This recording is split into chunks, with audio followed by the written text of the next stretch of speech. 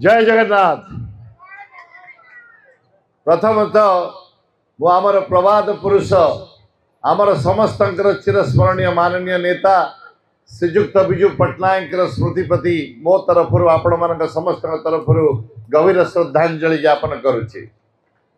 आपण मान समस्ते कहते जोड़िए शंख प्रश्न उठा मनरे कहीं जोड़िए शंख भगवान आमको देते जोड़िए आखि जोड़िए कान जोड़िए हाथ जोड़िए गोड़ अवश्य से सब पूर्ण करने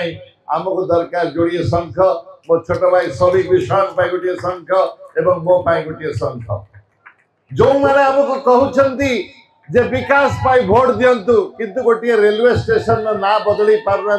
कौन विकास जो मैंने जायकार पैसा आसवा सत्वे आपण मानकर ब्रेन सिस्टम परिवर्तन कर पारना कौन विकास जे आर्कियोलॉजिकल सर्वे ना रे एयरपोर्ट ना रे चौद्वार उन्नति प्रगति पाई आपण मान बड़ कोठा करने को अन्य सहरांचल उन्नति पाई परमिशन दे पारना कौन विकास।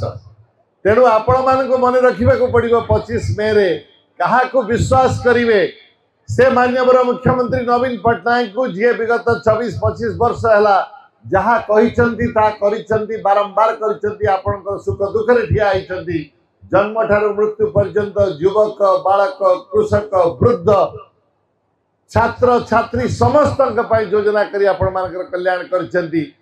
कर विकास नीति को आपण माने समर्थन करेंगे ना जो माने